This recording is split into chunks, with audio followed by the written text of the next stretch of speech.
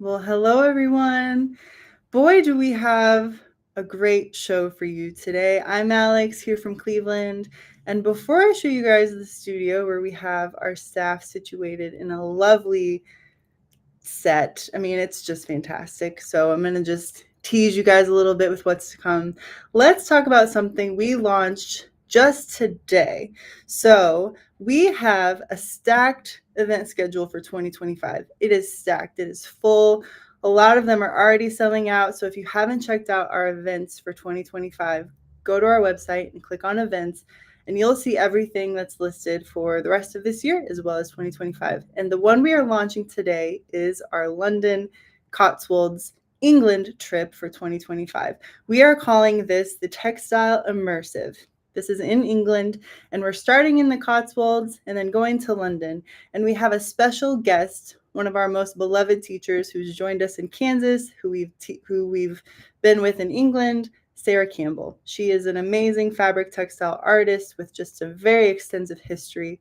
Of course, she's British, and she will be joining us for 3 days in the Cotswolds and teaching us her tried and true, wonderful techniques, everything to do with fabric painting.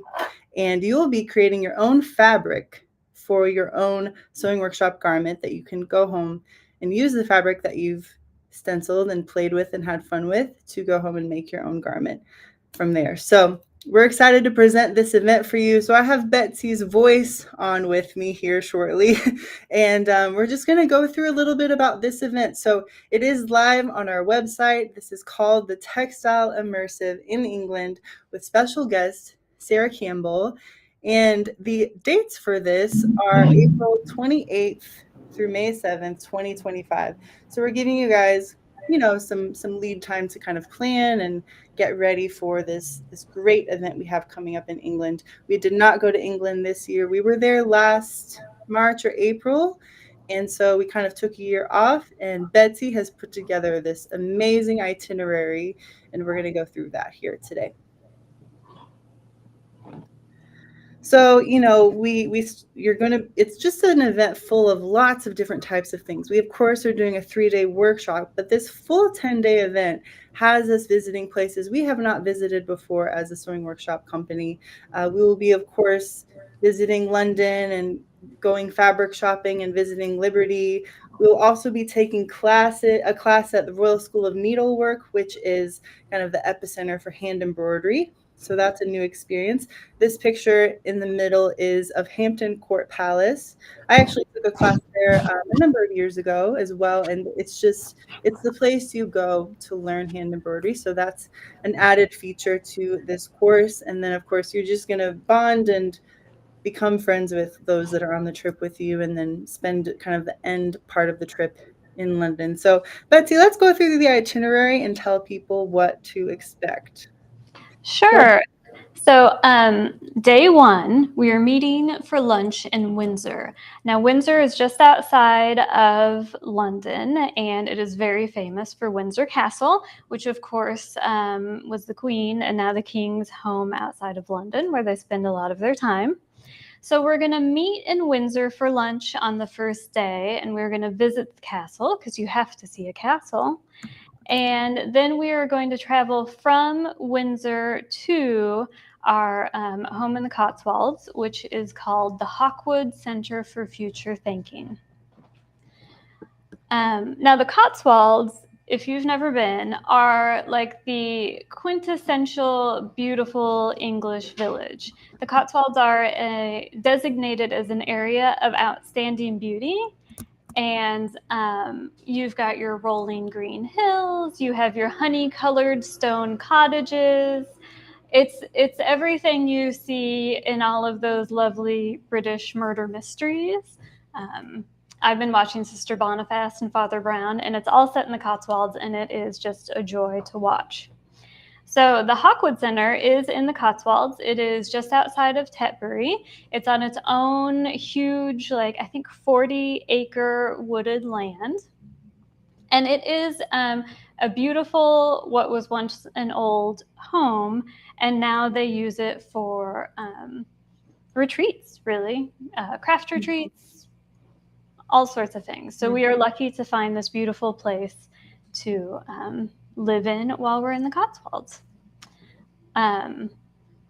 So day 2 through 4, I think it's Tuesday, Wednesday, Thursday, but don't quote me on that.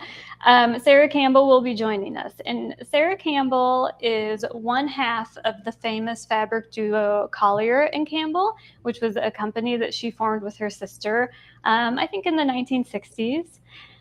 Their fabric has been used for upholstery. It's been used for fashion design. They've designed for Liberty. There are 70s garments of Yves Saint Laurent that used Collier Campbell fabric, so they're really well known. And Sarah Campbell designs her fabrics by just simply painting on fabric. And in the last few years, she has started teaching, and we've been lucky enough to work with her before.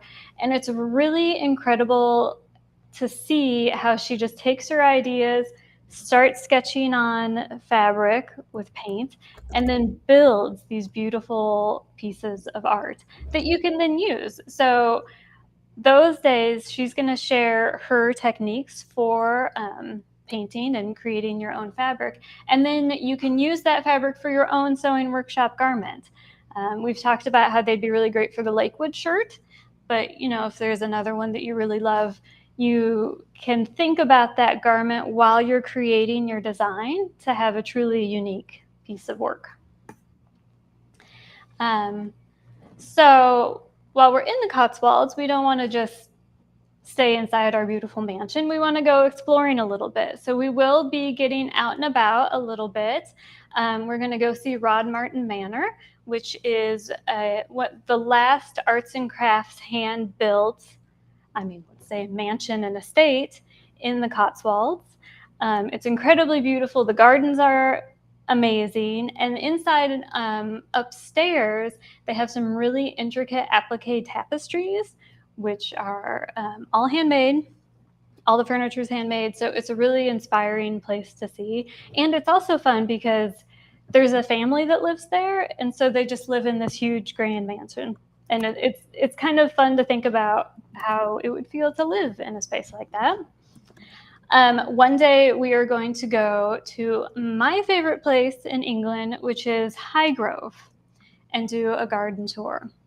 Now, Highgrove is the personal home of King Charles, and King Charles is a very enthusiastic gardener and has been for years, in that like he actually gets out and he's digging and he's planting and he's doing, it's a huge garden, so not all of the work, but he is getting out there and working on the garden himself. It is one of the best experiences I've ever had in England, so I'm really excited to bring you guys to Highgrove. I think it's kind of a once-in-a-lifetime situation, so we'll be popping out to see them. And then, so we're going to do those during the week, maybe take a little break from Sarah Campbell and go on those little destinations. And then on day 6, before we make our way back into London, we're going to take some more little adventures in the Cotswolds. We'll go to Cirencester, which has a wonderful Saturday market. It is a classic British Saturday market with food stalls and shopping and all sorts of things to see. So we'll explore Cirencester for a little bit.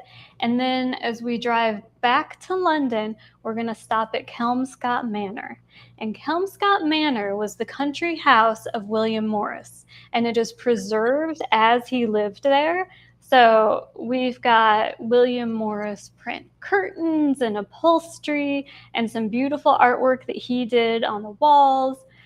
There's embroidery. It is a feast of textiles at the Kelmscott Manor. It also has a beautiful garden. And again, you've got your incredible honey-colored stone house. So that is a must visit, I think, as well, especially because the textile history at Kelmscott kind of can't be beaten. After that, we will make our way to the Petersham Hotel, which is our sewing workshop home away from home in London. We've stayed there multiple times. And the Petersham is actually just outside of London, but it's very easy to get into the city center. But it's a beautiful old hotel. It's a little bit quieter. You're not surrounded by all of the noise of the city. But for 2 days, we will be going into the city to explore what they have to offer.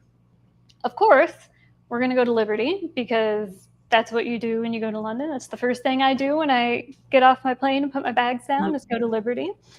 But there's so many other things to see and explore, and museums and fabric shopping. And we are going to just get into it and really explore kind of like the textile and artistic side of London, as opposed to maybe the tourism side of London. But there will be some time on your own if you need to hit anything important to you. And one day we will be spending our day at Hampton Court for our private class with the Royal School of Needlework. And I'm really excited about that. These are the people who do the embroidery for the monarchy. These are the people kind of keeping the art of, embroidery alive. So that is going to be a really unique experience that we're excited about. So it's going to be a packed schedule. It is. Yeah, there are so many just favorite parts I have already about this trip, not to mention just the visiting of different villages and spaces in the Cotswolds. There are multiple places we're going. There have been questions about where in the Cotswolds. You kind of went through the itinerary, but the full list and the itinerary of what Betsy just talked about is on the website. But Betsy, you've been to the Cotswolds before. How would you describe the experience? What's your favorite part about it? Well, I think it's best described by someone who, when we were touring around the Cotswolds, she was like, it's like a fairy story. Every time you turn a corner, it's another view that looks fake because it's so beautiful and so relaxing. It is, like I said, it is what you see in movies and TV shows of England, this rolling countryside. It's just the most peaceful, beautiful place. And the history is amazing. The Cotswolds were built on the wool trade. So the money that built these beautiful places in the Cotswolds a long time ago, that was all from wool and textiles. So there is a deep textile history there as well. Wonderful. Here is what's included in the price for our trip. So you will get your welcome lunch when you arrive to Windsor, and the days of this are listed on the website. That is a Monday, April 28th, 2025. So the first day of the trip starts on a Monday, and then you'll get entry into Windsor Castle included, all of the coach transportation that takes us to the accommodation in the Cotswolds, and then also back to London, and then the trips in between those, that's included. Your hotel and accommodations at the Hawkwood and the Petersham are included. You get breakfast, lunch, and dinner at the Hawkwood. On our website, we've posted a really wonderful video that the Hawkwood has, and they are a sustainably run, I think Betsy mentions, they're sustainably run venue, and their food is prepared as organic and as local as they can find. So they really pride themselves on their meals, and they say people come back because the food is so good. So you will have all your meals there on site at the Hawkwood. Coach transportation, like I mentioned, from Cotswolds to London's included. Your Rod Martin guided tour, the Kelmscott Manor entry, your London transportation for the days we'll spend in London, as well as the Royal School of Needlework Materials and Workshop, the Sarah Campbell Materials and Workshop, of course, the group exhibitions and tours, unless otherwise noted. We are going to have afternoon tea at Fortnum and Mason, and then a farewell dinner on May 6th. So the final day of the trip is May 7th. That is a Wednesday, so it kind of runs for those full 10 days, a Monday all the way through the next Wednesday. So we have single occupancy, we have double occupancy. We also have a non-participant fee, and that would be great for someone like a friend or a partner that wants to come on the trip and not be a part of the Sarah Campbell workshop or the Royal School of Needlework workshop, but everything else is included in the trip for non-participants. So all of that is live on the website, and you can pay your deposit to secure your spot for our Textile Immersive trip. Everything is live at sewingworkshop.com. So it's similar to all of our events we've been doing, where you'll pay this deposit. that secures your spot, and then you'll pay the remaining balance that will be due 60 days before the event. So not until 2025. So those are the details we're giving you guys today. Anything else you want to mention, Betsy? I think if you haven't been to England before and you love textiles, this is a really wonderful way to experience just the beauty and the history of England. And if you have been before and you've done the palaces and you've done all the tourism and you just want to go and kind of get some inspiration and work on an art piece and learn something new, like this is the place to do it. This is going to be a really unique and wonderful trip, and I'm pretty excited about it. Can't wait. For sure. I'm just going to share my screen and kind of go through the website real quick. So this is the page under events. You'll click on Textile Immersive in England, and everything is live. So you can pay your deposit, all of the details, information, some more added pictures of the event are on here. And then you can actually read a little bit more about the itinerary and get kind of the full details at a glance. And then if you keep scrolling, you'll get the details for the price and then see these links for the deposits, so that this link will direct you to another page to pay for your deposit. And then you'll note what's included, what's not included, the payment schedule, as well as a little bit more about the accommodations at both the Hawkwood and the Petersham. So if you guys have any questions, feel free to email myself or Betsy.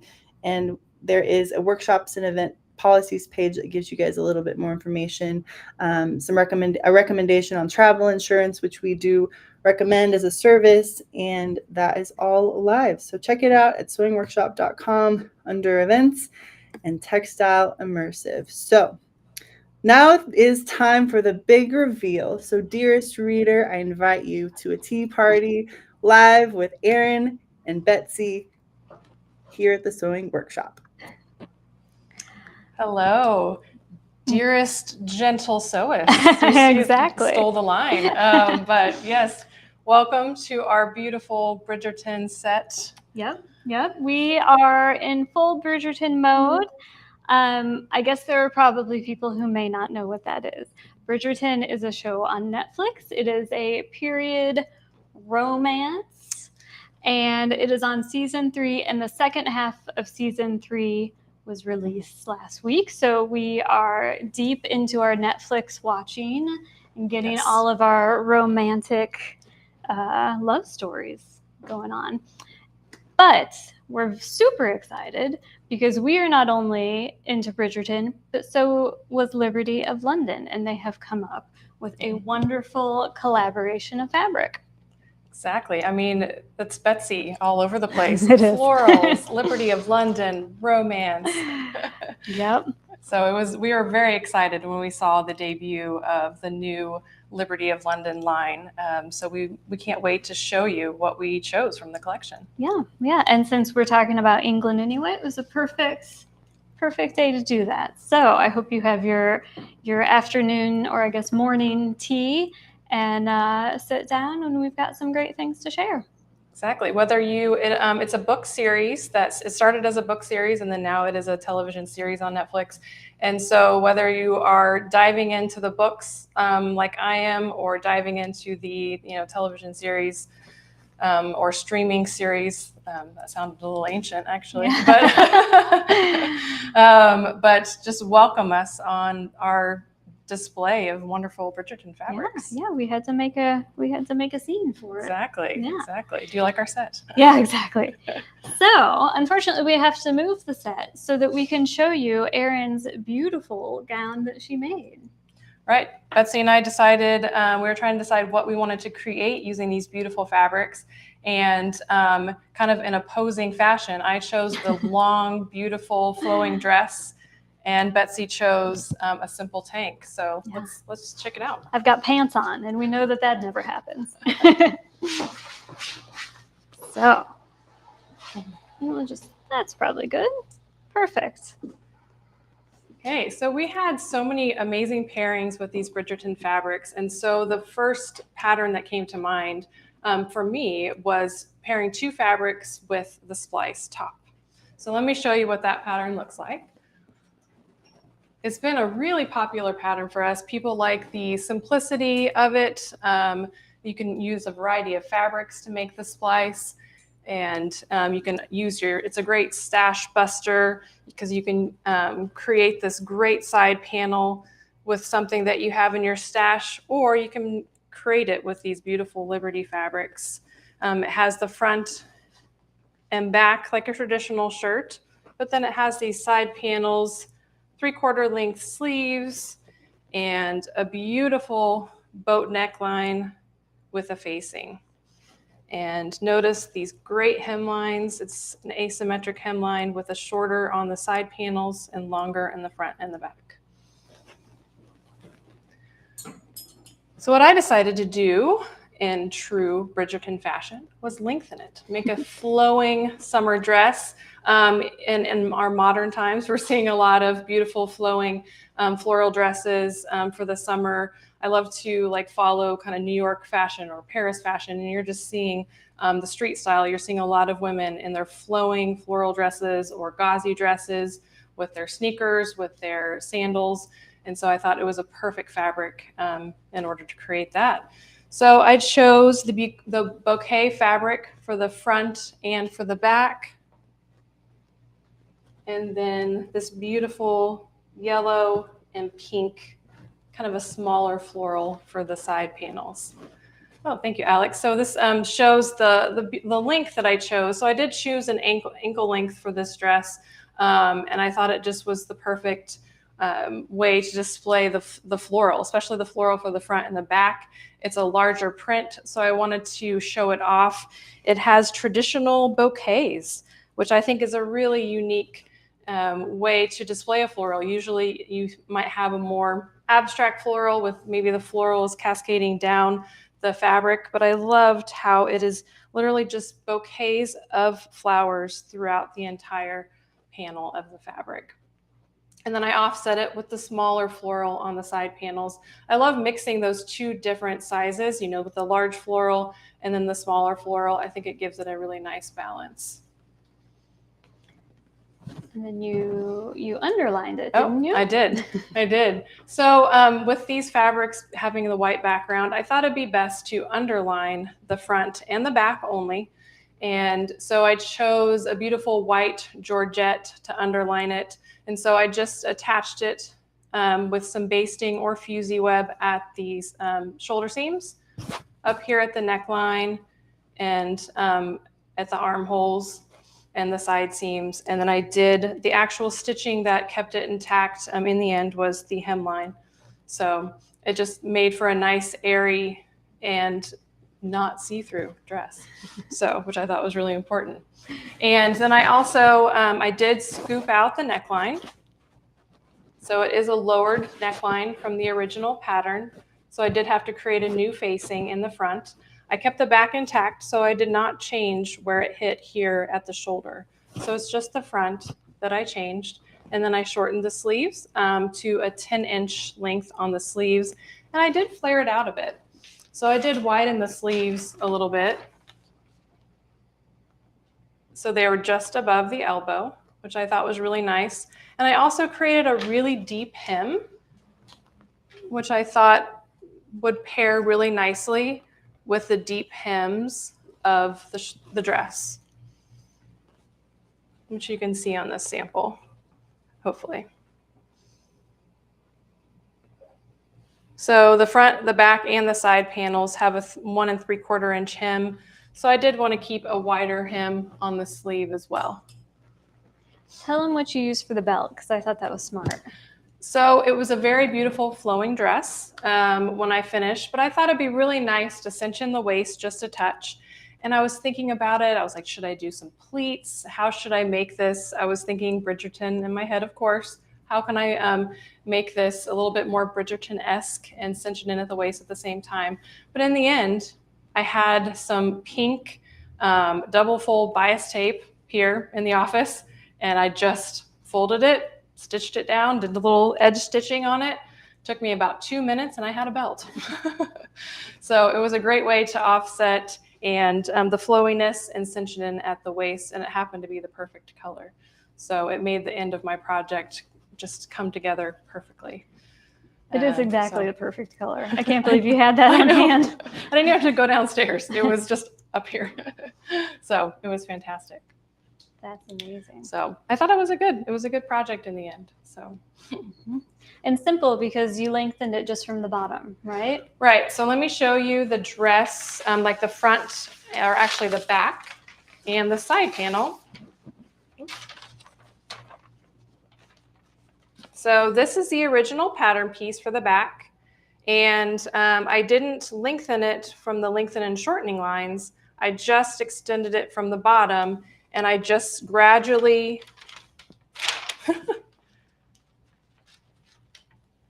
made it 30 inches longer to the bottom, and just with a gradual A-line shape.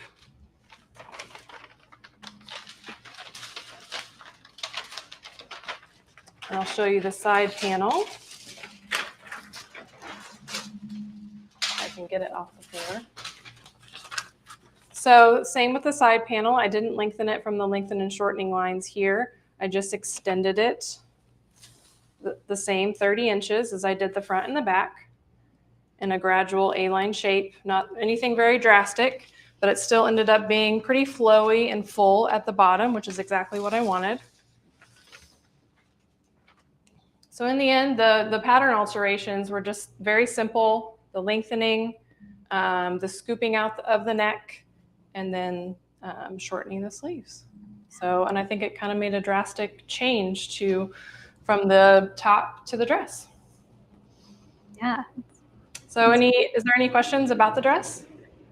Yeah, I think you actually covered it. I think questions came through and then you answered them without them knowing they asked it. So people were asking about the sleeves, but you mentioned how you lengthened the sleeves, how you shortened the sleeves from the original. And then you did not use the lengthen and shorten lines. You just extended from the bottom 30 inches. And then you, did you think anything about the circumference? I didn't actually. After I did all that, I was like, well, I probably should have maybe thought about exactly what I wanted that to be, but I knew I wanted it to be a full dress. I wanted it to be really full. And so I didn't think I was going to get it to be too full, so I just extended it, thought it looked like a nice shape. I did hold it up to myself. I did hold the pattern up so I could kind of get an idea what it would look like at the bottom. I know this is the back, but that gave me a good idea on how full it was going to be at the bottom. And then for your neckline, you didn't change the back, you just changed the front. So then how did you determine that was the shape that you liked? I did try on the original Splice, and I decided where I wanted this to hit, and so I measured, down on this original, where I wanted that to hit on the front. And then I used a French curve to make a really nice, just very kind of gradual sloped curve on the neckline. But I didn't use another garment or anything. I just, I think the most important part was deciding how low I wanted it to be. And then I knew that I needed to connect that point to the shoulder point to match the back. So I wasn't changing that. And so then using the French curve, I just made a really gradual shape. Wonderful. When adding length like that, how do you determine how much more fabric you need? Well, I had the ability to just have the roll on my table, which was really nice. But I think you would need to for the Liberty fabrics, I couldn't get the front and the back on a width. So I needed the extra 30 inches for the front and then another 30 inches for the back in order to get the entire dress out of it. So I used 3 1/4 yards for my dress. So I think 3 1/2 3 to 3 1/2 would be what you would need.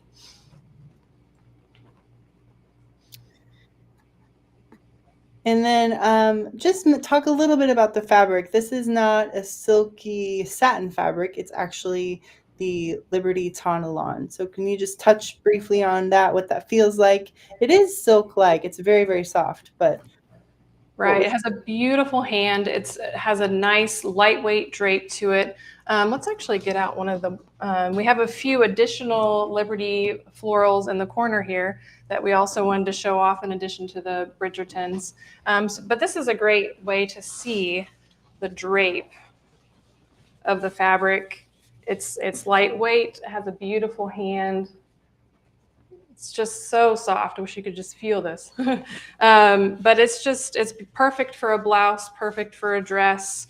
And it does have a silk-like quality to it, just the softness of the fabric.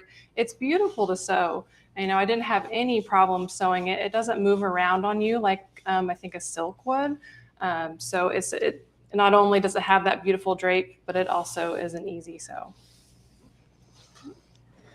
So if you wanted a waistline more like Bridgerton, would it be possible to make an empire waist by making a facing for inserting elastic just under the bust line?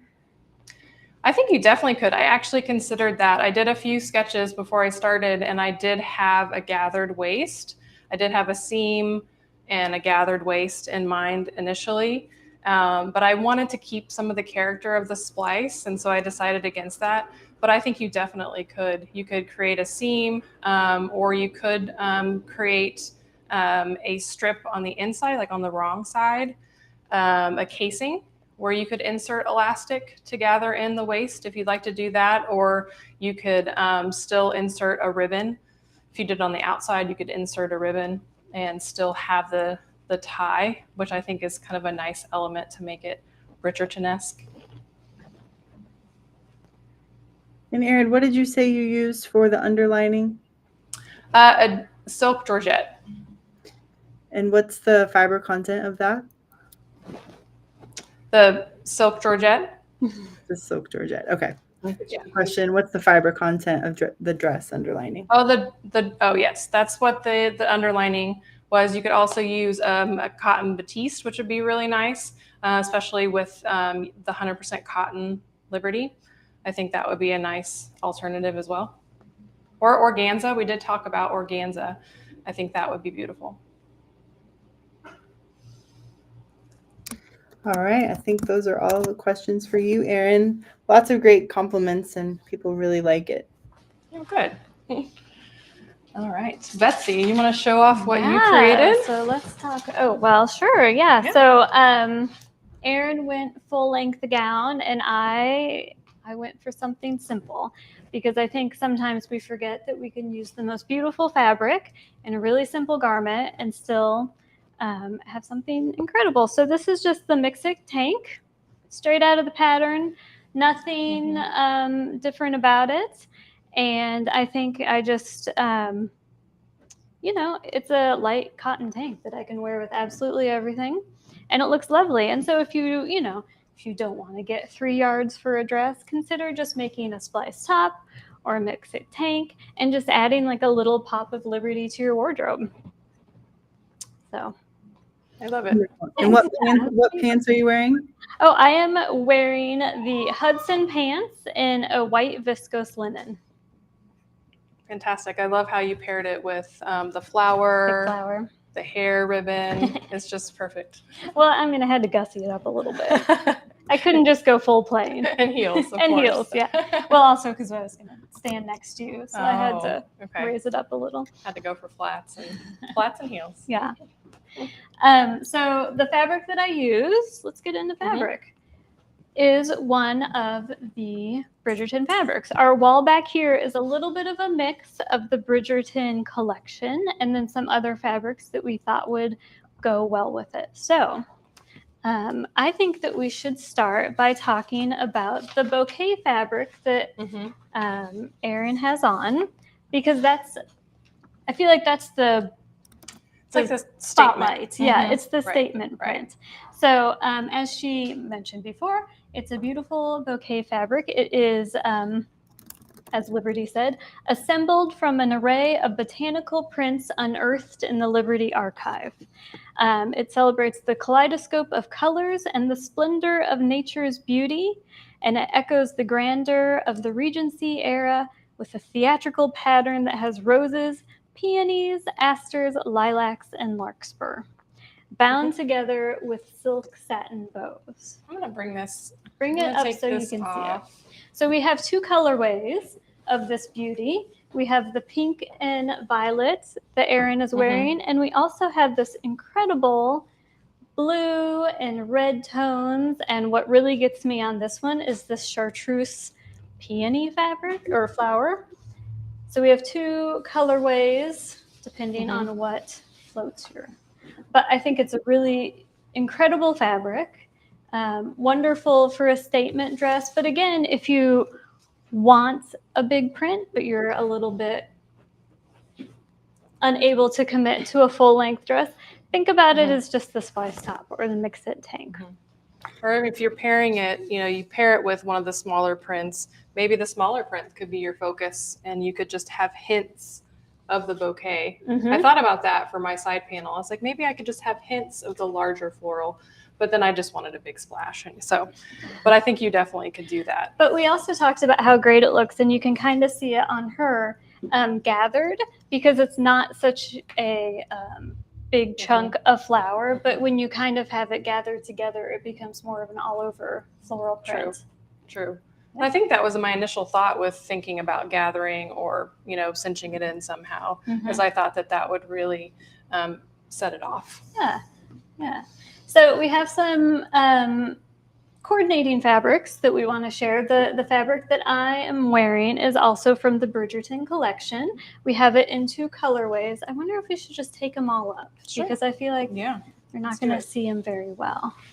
I think this one pairs, the ones on this side of the wall pair beautifully with the bouquet fabric. This is called Regal Blossom, and it draws inspiration from the smallest hand-painted vignettes found within the pages of a Liberty pattern book dating from the 1840s to the 1860s. So they've recolored it. They've taken an old pattern and then brought it back for modern times. And to me, this colorway, if you're a Bridgerton fan, this is the Bridgerton family colorway. They are in blues. Every family in the Bridgerton world has its own color scheme. And the Bridgertons are in blues. And there's actually some really interesting videos on the costume design and like the ideas behind it. So if you're interested in that, you should look it up. This is the Regal Blossom in the secondary colorway. I consider it kind of a vanilla. It's kind of a yellowy cream background. And then you can see all the little dainty flowers and their vines. Little pops of pink and yellow. It looks a little gray on the screen, but it's definitely kind of a creamy vanilla in real life. Can you get that up there? I'm trying to gracefully put the fabrics back. Let's see. Now, can we get to that one? I don't know how well I can achieve it, but I will try. You're doing very well. Okay. So this pattern is called Garland Hampers. This is what I think of as British green. If you go to England, they have this certain, like, not quite mint, not quite sage green that seems to be used everywhere. It is the perfect green. I never find it in the US, and that is this color. It looks a little dark on screen. I'm going to bring it back towards our lights. There you go. Just a little bit. There you go. So this design was from a series of archival silk fragments discovered in a 1920s Liberty pattern book. It captures the essence of damask wallpapers and upholstery fabrics traditionally printed in the 18th and 19th centuries. Its intricate floral hamper baskets, encircled by diagonal leafy wreaths, are set against a subtle striped backdrop. So it is very much kind of like a really subtle wallpapery kind of print. And I love that stripe in it. Really sets it off. Yeah. But it's not, even though it's kind of a set pattern, it doesn't look like, what do I want to say? It's not as regimented as you might think. And then this beauty. I love this one. I did think about this for my side panels. I think this color of kind of a very soft violet is stunning. So it's got the soft violet on the white background. and it's called Regency Trail, and it honors Liberty's illustrious legacy of Tree of Life style designs, drawing inspiration from a hand-painted artwork dating back to 1969. It is reimagined in tonal shades to add contrast, depth, and definition, enveloping the pattern in an aura of mystery and refinement.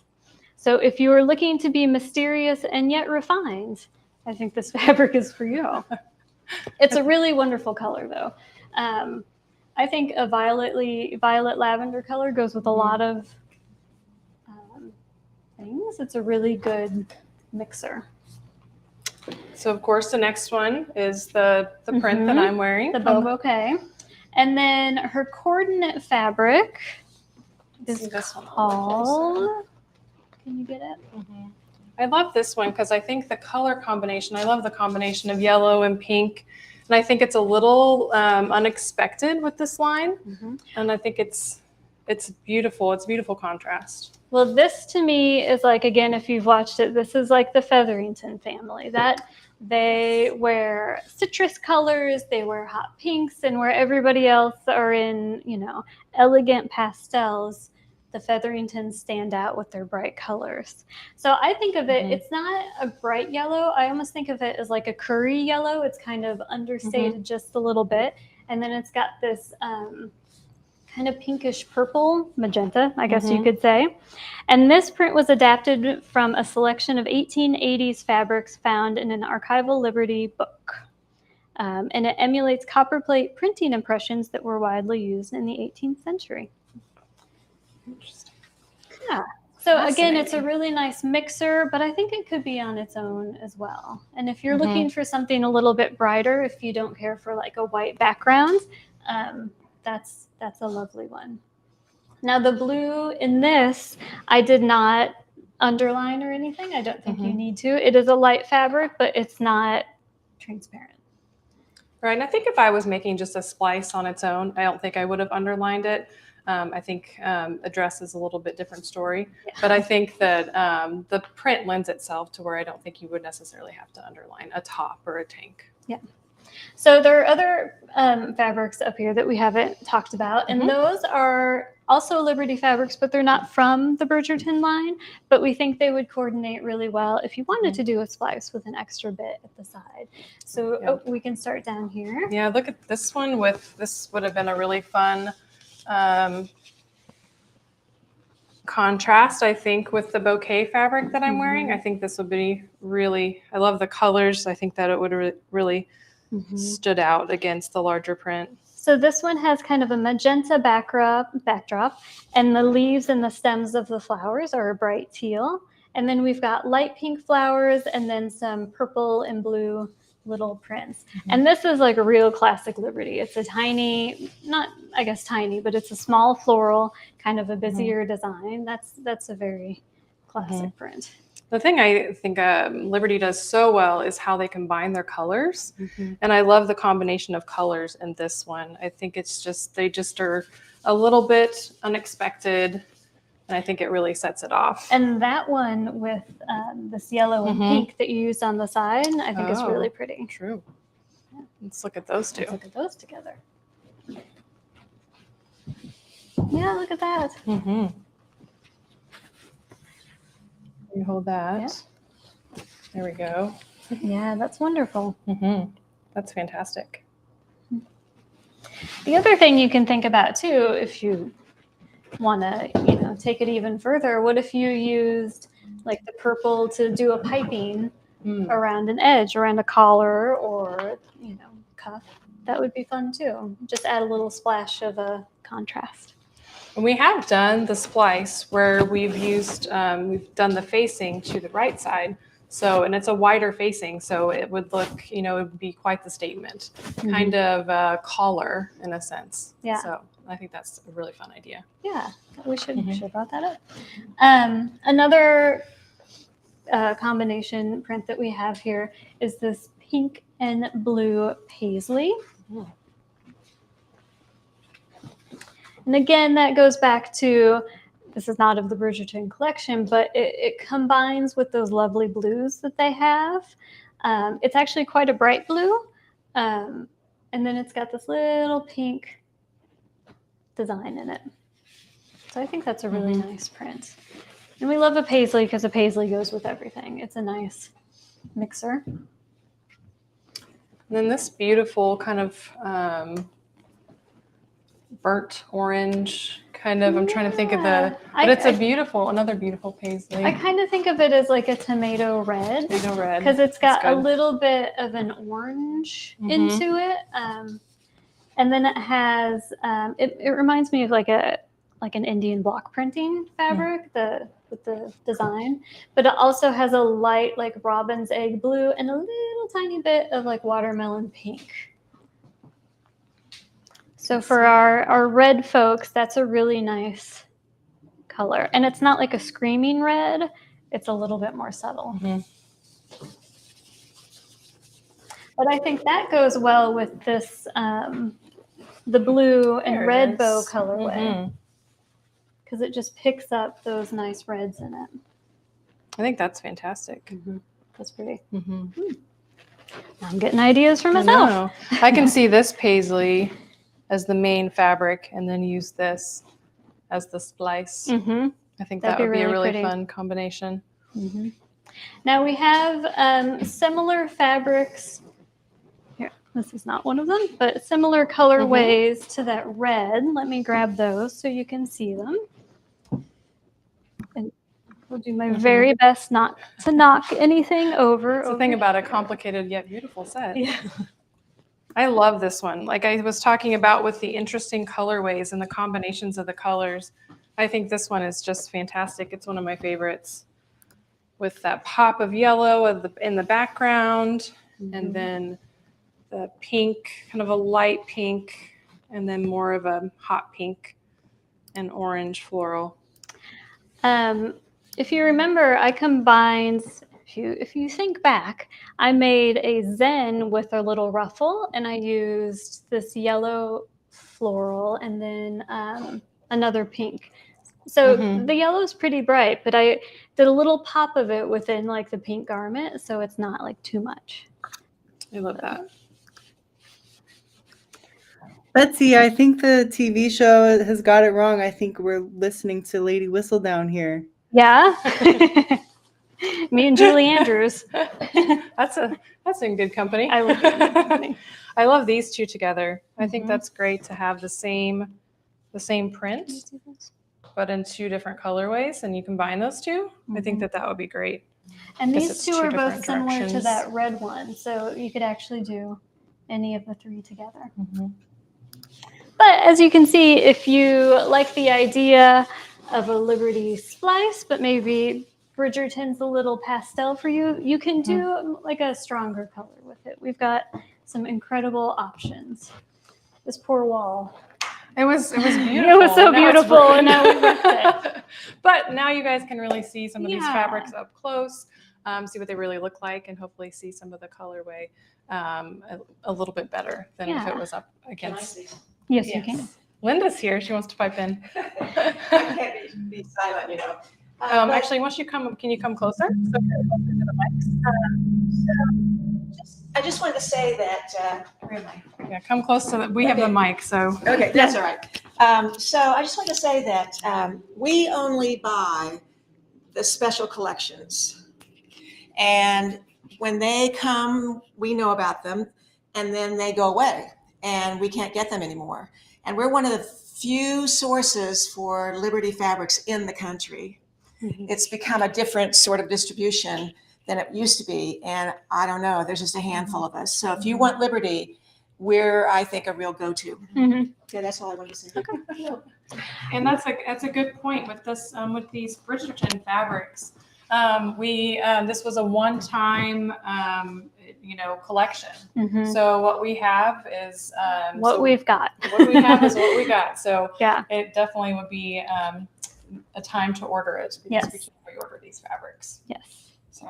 And we were very good. And I did not take things that I wasn't going to use for my MixIt Tank, though I was very tempted, but I left it all for you guys. So It was so nice. Well, especially given your love of Liberty. I think that was probably really hard for her. The blue bouquet, I was like, oh, I want it so bad. But I was like, you're just going to make your tank? That's fine.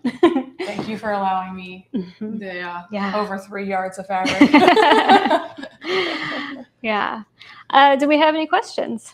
Make your tank? We do not. I think they've kind of been answered throughout. So no questions I see. Okay. Any questions about our incredible England trip, which I'm sure you've already signed up for? We already have people signing up. Yes. So there are limited spots left. So Good. But yes, remember the Textile Immersive just launched today. We have single occupancy, double occupancy, and then of course the non-participant fee, but it's already filling up. So I don't see any questions about that anymore, but great presentation on the fabrics, ladies. They love the set. And yes, these are all Liberty fabrics. Every single one that you saw today, not one was not Liberty. Nope. That's right. And all these are on sale. We chose a great selection of florals and paisleys to put on this week's sale, all Liberty of London, 15% off. Mm-hmm. And so we have all those fabrics on sale. And then also we do have the Splice pattern on sale and the MixIt Tank pattern on sale. And anything else? That's it. So the MixIt, just as a reminder, it is available as both print and digital. The digital is just the tank, but the printed pattern has the MixIt tank, top, and shirt. So I'd get the printed if I were you, but you can do what you want. Sometimes you just want a simple tank that you can just throw together quickly. So a couple different options for you guys. And the Splice is a digital pattern, but do remember that if you don't feel like printing it out yourself, we do have that service for you. So you can pop that on when you get the Splice and you get the full pattern print. Yes. Yeah. Okay. All right. Well, have a wonderful day. Go to Netflix and binge watch Bridgerton. If you haven't seen it, you are in for a real delight. Yes. Or if you're like, I've been waiting to watch the second part, I have to say. I haven't had quite the time to really immerse myself in it. So I have been listening to the audiobooks, which has been fantastic. And it just keeps me interested and ready for the Netflix series when I have some time. Yeah, you can really. So I recommend that as well. All right. In the meantime, we'll see you next